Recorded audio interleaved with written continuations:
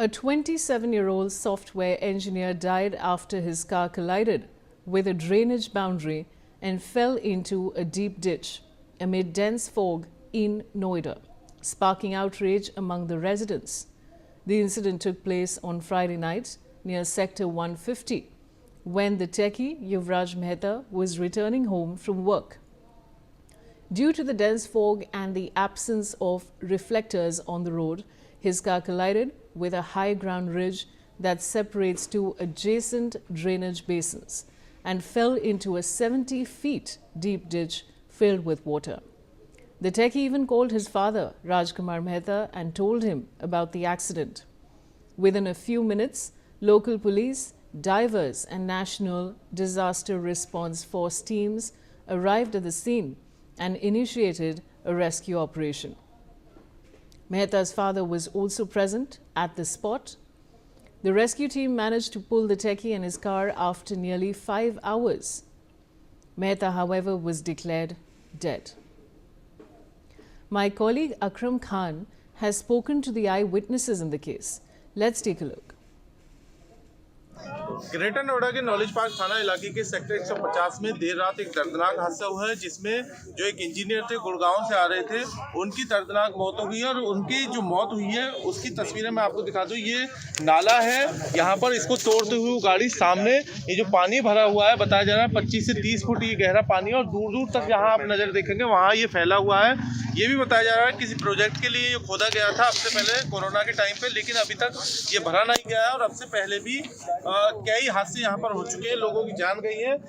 इस हादसे के बाद ये रात में हमारे साथ एक चश्मदीद है। हालांकि पुलिस ने दावा किया था कि एनडीआरएफ और लोकल पुलिस, फायर ब्रिगेड तमाम यहाँ पर पहुंचे थे उसको बचाने के लिए, लेकिन यहाँ के निवासी और जो चश्मदीद है उस समय के, वो कुछ और बता रहे हैं। जरा उनसे जानते हैं आपका नाम क्या है और जब ये घटना हुई तो आप क्या कर रहे थे। और जो मृतक था ये भी बताया जा रहा है बहुत देर उसने टॉर्च दिखा के खुद को बचाने की गुहार भी लगाई थी। तो क्या हुआ था उस समय पर? जी, मैं फ्लिपकार्ट चलाता हूँ। 2 बजे तक मेरी फ्लिपकार्ट एप्लीकेशन चलती है, तो मैं यहाँ से ऑर्डर लेके जा रहा था। तब मैं आया यहाँ पे लगभग 1:45 पे 1:45 पे आके मुझे पता चला कि कुछ लोगों ने बताया कि 12 बजे से इसमें एक गाड़ी और एक लड़का पड़ा हुआ है। अच्छा। और वो हमें बराबर टॉर्च दिखा रहा था कि भाई मुझे बचा लो, मुझे बचा लो। लगभग 1 घंटा 45 मिनट वो लड़का जिंदा था, जीवित था। उसने बचने की गुहार लगाई थी खूब कि मुझे किसी भी तरीके से बचा लो। यहाँ पे पुलिस, एसडीआरएफ और जो अग्नि बुझाने वाले होते हैं वो फायर ब्रिगेड वो भी थे। ठीक है जी, कोई भी उसमें नहीं था, जबकि सेफ्टी बेल्ट भी थी। उनके पास जो छोटी नाव सी होती है वो भी थी। वो अंदर क्यों नहीं गए? कितनी देर तक लड़का अपने आप को बचाने की गुहार लगा रहा था? 1 घंटा 45 मिनट लड़के ने पूरी गुहार लगाई है बचाने की। उसके बाद फिर आप गए थे? हाँ जी, उस टाइम मैं आया हूँ तो मुझसे पुलिस वाले बोले हैं कि यार तू 10 मिनट पहले आता था तो वो लड़का बच जाता। अच्छा, ये कौन सा तरीका है जी? वो एसडीआरएफ वाले किस लिए भर्ती हुए फिर उसमें? उनकी ड्यूटी हटा दो, फिर हम जैसे लड़का ने भर्ती कर लो। नहीं आप भी गए थे, आप बता रहे थे कि हाँ जी, रस्सी बांधकर आप फिर फायर जो एसडीआरएफ फायर ब्रिगेड वाले थे वो मैंने एक साइड हटाए। मगर तुम नहीं चाह रहे, तुम एक साइड आओ, मैं देख के आता हूँ एक बार। मैंने अपनी कमर से रस्सा बांधा, रस्सा बांध के कम से कम 50 मीटर तक मैंने कम से कम 30 मिनट लगातार पानी में पूरे में घूमा हूँ। बर्फ जैसा पानी था बिल्कुल, लेकिन फिर मैं अकेला था, मैं कोई नहीं, मैं जाता हूँ। आधे घंटे मैंने उसकी खोज निकाली, ना तो मुझे गाड़ी मिली थी ना मुझे लड़का मिला था। अच्छा। मैं जब बाहर आया तो वो बोल रहे थे यार 10 मिनट तू लेट हो गया। ये कौन सा तरीका है जी, 10 मिनट लेट हो गया? हाँ जी, एसडीआरएफ वाले क्या कर रहे हैं? अच्छा, ये बताइए आपकी ये किस लिए गड्ढा यहाँ पर खोदा गया है और ये दूर दूर जो प्लॉट के खोदा हुआ पानी कहाँ से आ रहा है, किस लिए खोदा गया है? ये सर सोसाइटी का पानी यहाँ पर नहीं, बिल्डर बना रहा था अपना मकान, कोई प्रोजेक्ट बना रहा था? प्रोजेक्ट बन रहा था। ये काफी दिनों से खुदा पड़ा हुआ है। इसमें जो पानी बारिश का भी आता है सर, इसी में आता है। ये गहराई इसकी ज्यादा है, इसलिए पानी यहीं पे रुकता है सर। अच्छा, ये कितना गहरा होगा? ये सर कम से कम 35 फीट से कम नहीं है। अच्छा, अब से पहले भी एक हादसा हुआ है यहाँ पर जो ट्रक टकराया था? हाँ, एक ट्रक इसके अंदर चला गया। ट्रक जो टकराया। और हमारे साथ कुछ जरा पड़ोसी भी हैं, जरा उनसे भी जानने की कोशिश करेंगे। जो मृतक हैं वो आपकी सोसाइटी में रहते हैं, किसी को उनका घर है, ये हादसा हुआ है, इसके बाद आप लोगों की क्या मांग है, क्या सुरक्षा को लेकर आप लोगों ने मांग किया? जी, जो मृतक हैं वो हमारे टाटा में ही रहते हैं, टावर 20 में, मैं टावर 19 में रहता हूँ। हमारी ये बहुत दुखद है और जितना सुनने में अभी ये लग रहा है कि ये बहुत इजीली बचाया जा सकता था। कहीं ना कहीं बहुत ही लापरवाही दिखी रही है यहाँ पे, जितना सुनने में आया है, अभी हमने देखा। और सबसे बड़ी डिमांड तो ये यहाँ पे बैरिकेडिंग प्रॉपर होनी चाहिए। पिछले पिछले हफ्ते भी हमने यहाँ पे एक ट्रक काफ़ी दिन यहाँ गिरा रहा है। ये जो वॉल टूटी हुई है भी उसी की वजह से ही हुआ था, नाले की वॉल। डिमांड बहुत सिंपल है, जान से खिलवाड़ बंद किया जाए, लाइटिंग की व्यवस्था की जाए। सेक्टर 150 में सबसे नेगलेक्टेड सेक्टर की कैटेगरी में आ रहा है आजकल जो ज़्यादा। लाइटिंग हो, बैरिकेडिंग हो, रिफ्लेक्टर्स हो, डिवाइडर्स हो, प्रॉपर चीज़ें हों, सो दैट ऐसे हादसे बहुत ईजिली रोके जा सकते हैं। बिल्कुल, देखिए सही कह रहे हैं। जो रेजिडेंस है यहाँ के, सामने से जब कोई अचानक आता है और कोई अनजान आदमी होता है तो उसे पता नहीं होता, ऐसे कोहरे में और ज़्यादा मुश्किलें हो जाती हैं। और जो सीधी गाड़ी है वो बजाय इधर जाने के वो सीधे इसमें जाती है और इसी वजह से जो हादसे हैं वो होते हैं। लोगों में आक्रोश है और जो यहाँ के लोग थे उन्होंने, जो घटनास्थल पर मौजूद थे, उन्होंने आक्रोश जताया है। और लगातार लोगों की मांग है कि यहाँ पर जो ये सोसाइटी के लोग रह रहे हैं इनके लिए सुरक्षा की व्यवस्था की जाए। लेकिन दूसरी बात एक और है कि जिस तरह से मृतक के परिवार ने और पीड़ित पिता ने आरोप लगाया और प्राधिकरण के खिलाफ तहरीर दी है, तो ये भी देखना होगा कि प्राधिकरण के जिम्मेदार लोगों के खिलाफ क्या कार्रवाई यहाँ पर पुलिस द्वारा की जाएगी। ग्रेटर नोएडा से इंडिया न्यूज के लिए अकरम खान।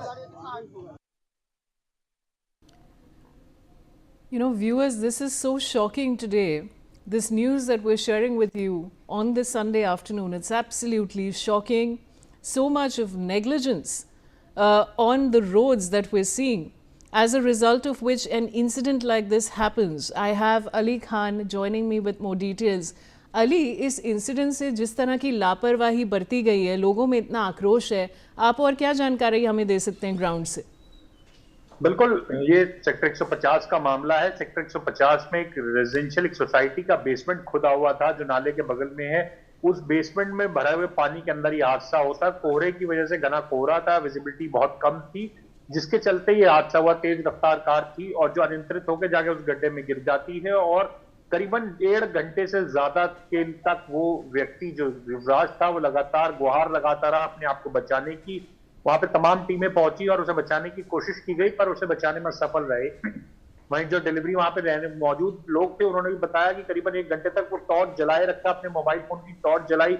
उसने हिम्मत करके अपनी गाड़ी से बाहर आया, गाड़ी की छत पे बैठ रहा, टॉर्च जला के लोगों को अपनी तरफ आवाज लगाता रहा, पुकारता रहा और अपने पिता को भी फोन करके उसने उसकी जानकारी दी कि मेरी गाड़ी ऐसे एक्सीडेंट हो गया है और मैं उसमें फंस गया हूँ। उसके पिता भी वहां पहुंचते हैं और उसे बचाने की कोशिश के लिए तमाम एनडीआरएफ की टीम, फायर विभाग की टीमें पहुंचती है। पर कहीं ना कहीं ये नोएडा अथॉरिटी की नाकामयाबी का एक्सटेंड कहा जा सकता है, क्योंकि नोएडा अथॉरिटी की तरफ से वहां पे जो 90 डिग्री का वो एक पूरा कट है, जहां हमने जाके ग्राउंड पे हम पहुंचे थे, जाके हमने चेक करा तो 90 डिग्री का एक पूरा क्रॉस कट है, एकदम अचानक से कट आता है और उस पर ना कोई डिवाइडर लगा हुआ है, ना कोई उस पर लाइट्स लगी हुई है, कोई ऐसी चीज नहीं जिससे लो विजिबिलिटी में आदमी को समझ में आ सके, इंसान को समझ में आ सके ड्राइवर को कि ऐसा कुछ कट आने वाला है। तो कोई आगे कोई निशानदेही नहीं है, जिसके चलते ये हादसा पूरा हादसा हुआ है। अब हादसे में एक व्यक्ति की जान चली थी जो अपने आप में बेहद संवेदनशील असंवेदनशीलता दिखाता है, नोएडा अथॉरिटी की तरफ से कार्रवाई ना कर रहा। अब इसमें पुलिस को एक एफआईआर की तहरीर दी गई है पीड़ित परिवार की तरफ से, उन्होंने नोएडा अथॉरिटी पे आरोप लगाए हैं। वहीं इस पे डिवाइडर, क्योंकि बीते 1 हफ्ते पहले भी एक हादसा हुआ था और उस हादसे में भी एक ट्रक फंस गया था, जिसकी भी उस हादसे में ट्रक वाले को भी बचाया गया था पर उसे सकुशल बचा लिया गया था, उसकी मृत्यु नहीं हुई थी, उसे बचा लिया गया था। पर हादसे लगातार हो रहे थे, जिसको लेकर सेक्टर 150 के निवासी लगातार आवाज उठा रहे थे और लगातार शिकायत कर रहे थे कि यहाँ पे एक बाउंड्री वॉल बननी चाहिए या यहाँ पे कुछ ऐसे मार्क्स लगाने चाहिए जिससे लोगों को इसका रास्ते का पता रहे। पर लगातार इसकी नेग्लिजेंस की गई और ये हादसा हो जाता है जिसमें एक सॉफ्टवेयर इंजीनियर की जान चली। मात्र 27 वर्ष उस व्यक्ति की उम्र थी जिसकी जान चली गई। तो इसमें तमाम आला अधिकारियों की मिली भगत आप कह सकते हैं, उनके चलते ये बड़ा हादसा हुआ है। वैशाली अली, अब ये जो बात यहाँ पे हो रही है कि एक 70 फीट डीप डिच की हो रही है, खबर ये भी आ रही है कि पानी से भरा था, तो ये इस व्यक्ति की जो मौत हुई है वो डूबने से हुई है या गाड़ी क्योंकि नीचे गिर गई उस इम्पैक्ट से हुई है, और क्या जानकारी है इस बारे में? मीटर तक जंप करती है उस नाले के ऊपर से और जाग करती है। उसके बाद वो व्यक्ति, क्योंकि दलदल जैसा वहां पे हो गया, सरिये भी हैं और पूरा पानी, क्योंकि वहां पे पहले ग्राउंड बेसमेंट खोदा गया था, वो सोसाइटी का बेसमेंट खोदा जा रहा था, इनकम्प्लीट बेसमेंट जिसे आप कह सकते हैं। उसमें बारिश का और बाढ़ का जो पानी आया था वो अभी तक भी वो पूरा भरा हुआ है। 65 से 70 फुट का बेसमेंट है और उसमें डूबने से, जो बताया जा रहा है कि उसके डूबने की वजह से मृत्यु हो गई, क्योंकि लगातार वो कोशिश कर रहा था, कुछ दलदल जैसा जिसमें फंस गया और लगातार कोशिश करने के बावजूद अंत में उसकी डूबने से उसकी मृत्यु हो गई। अभी पोस्टमार्टम रिपोर्ट में इसकी पूरी सत्ता सामने आएगी कि क्या कुछ और वजह रही है। अभी पोस्टमार्टम रिपोर्ट साझा नहीं करी गई है, बाकी तमाम जानकारी आना भी बाकी है। इसमें पुलिस ने अब इसमें आगे क्या कुछ जांच कर रही है पुलिस, में तमाम तथ्यों पे जांच करेगी और इसमें आगे मुकदमा दर्ज करती है नहीं करती है देखने वाली बात होगी। जी अली, शुक्रिया हमारे साथ जुड़ने के लिए. I also have Yogita भयाना, who is an activist, who is joining me on the broadcast. Now Yogita, the question really is that how can a 70-foot deep ditch remain unfenced and poorly marked on a public road? So I think we as Indians now we are very much used to all these unseen things or unethical things or I would say illegal things, and it's a high time we have to fix responsibility. I would just speak about the solutions because we don't ask for accountability. We don't have accountability from our local councillors or you can say as we pay salaries for these politicians even at the local level, but what we get in return is nothing. So that's and life is so cheap in this country. It's like nobody will go behind bars. Everybody will get away.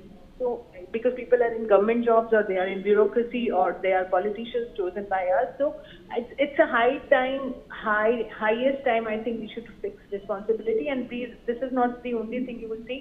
You will see a lot of patch holes, and you can see open wires, people dying because of electrocution. So it's everywhere, rampant everywhere in the country, and unfortunately our courts are busy taking cognizance on dogs. I mean, they don't look at the human error, which is easy to fix, but unfortunate we lose lives like this, and this is very, very unfortunate. Yogita, what's really shocking is that all of this is happening in this weather when a person any which way can't see anything due to the fog. I mean, when I come to work in the morning during an early shift, the road is not even visible. The dividers are not visible. It's absolutely shocking. But the question really is that, the victim managed to call his father after the accident. Now, does this indicate that there was a critical window to save him? Absolutely. So who is responsible for SOS in this country? Tell me one thing.